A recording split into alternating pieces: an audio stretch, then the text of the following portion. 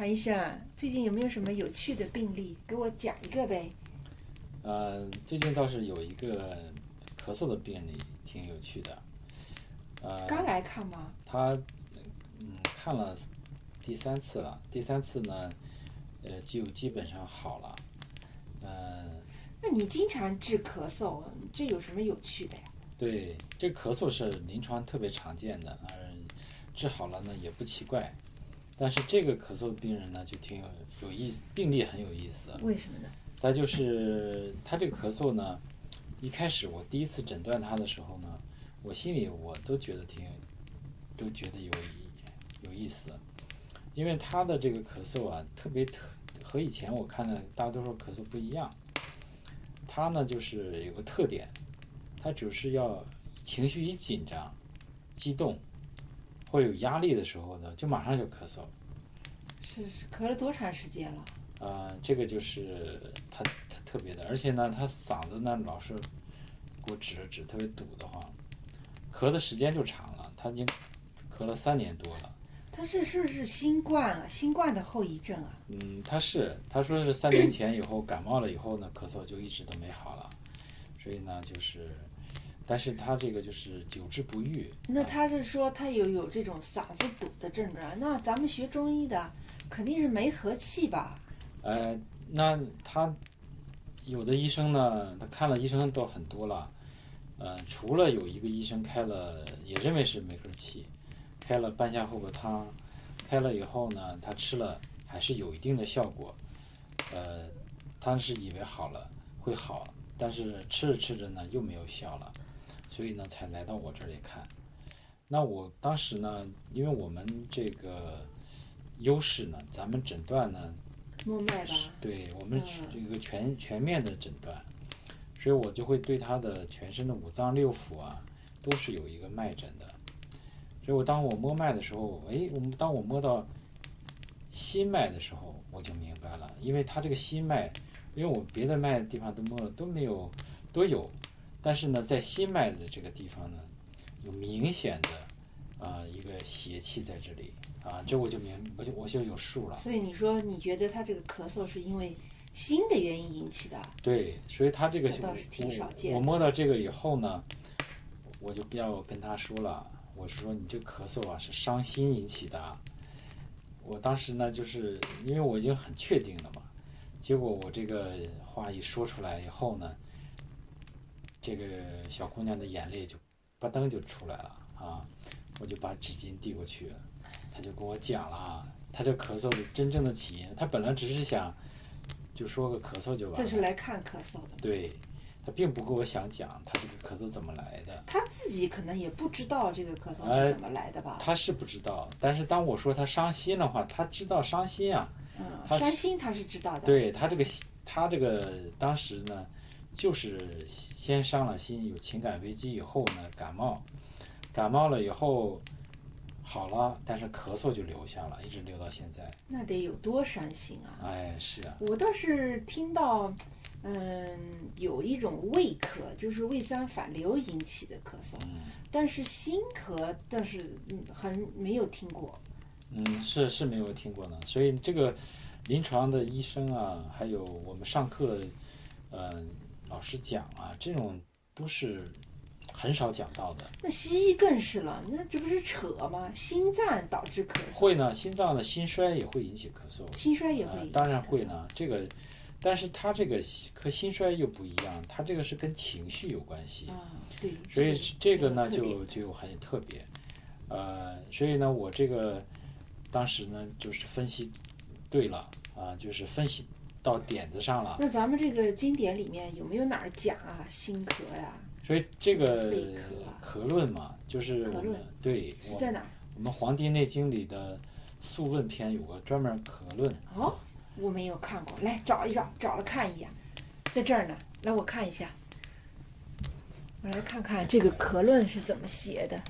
咳论的话，就是在黄帝内经素问里边你看它这个咳呢，心咳之状我们看心咳之状，咳则心痛，喉中结如梗状，甚则咽肿喉痹，这就是。哦，所以这跟他痒，就好像喉咙里面。对，但是他也没有说他是压力大呀。对，或者那个在情志。黄帝内经里头只讲他的这个典型的一些症状，他这个典型的症状就是这个喉中结节如梗状，就是他上来就跟我讲的，这块堵着一块东西，挺难受的嘛。对，但是呢，《黄帝内经》里边也没有提刚刚我们说的情绪上的那些症状了啊。但是我们中医呢都知道，心主神明的，所以情绪和情绪有关系的很多问题都跟心有关系。那是情绪引起咳嗽还这么厉害，缠绵了这么多年，那也是挺少见。那你这倒是挺有趣。那这种咳嗽，心咳，真是可以叫做伤心的咳嗽了。它在临床中常见吗？这个不常见啊，但是确实有的。那我这还有一个病人呢，他另外的我就想起另外一个病人跟我讲过，他也是咳了很长时间，咳了9个月，咳了9个月以后呢，他反复看西医照肺片都没有问题，直到最后一次呢，那个看医生的时候呢，他眼泪就止不住的流下来了。那他之前没有问题，医生没有给他开西医止咳药？一直开的各种的止咳药都没有效。然后呢，直到这个时候呢，西医看他流眼泪了，突然觉得这根本就是个抑郁症嘛，就给他开了抑郁的药，咳嗽才开始慢慢好起来了。所以呢，但是呢，他好的很慢，他花了六年时间，而且在中间不断的看各种心理医生，每一次都大哭一场，最终6年以后才好的。慢慢痊愈。但我们这个就不一样了。对呀，这个现在怎么样？我们治了3次，1个半月，就看了3次，他现在就说基本上就好了90%。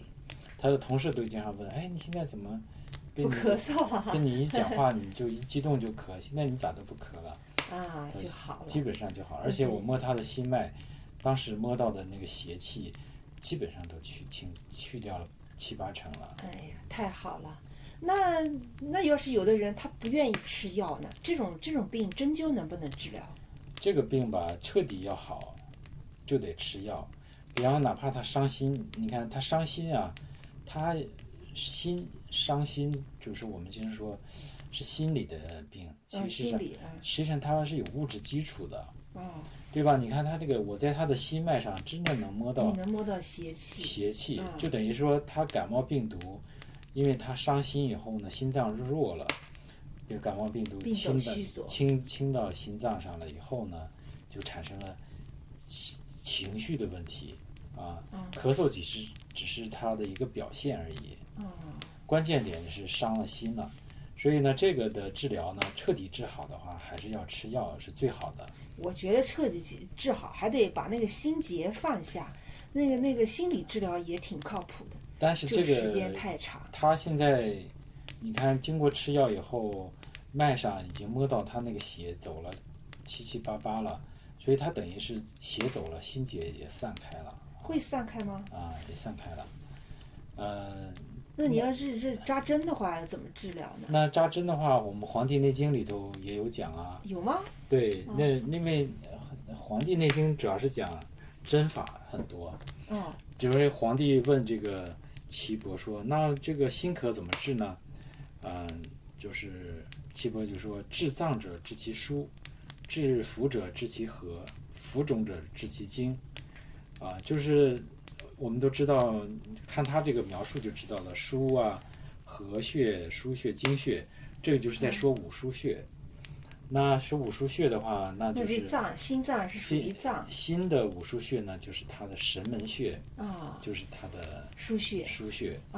那像这个人呢，就是重点呢要调心所以我们选穴呢，重点是在心的心经原穴或者它的腧穴，它是一个，那就是神门穴。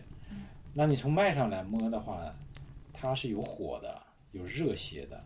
那我们也可以加上少府穴，就是行穴。手法就是泻火。泻火为主。当然我们也可以，你明白道理的话，你也可以选背腧穴，心的背腧穴、心腧穴心腧也是可以的。那我们一般中医它不是认为情志病都是跟肝胆有关系吗？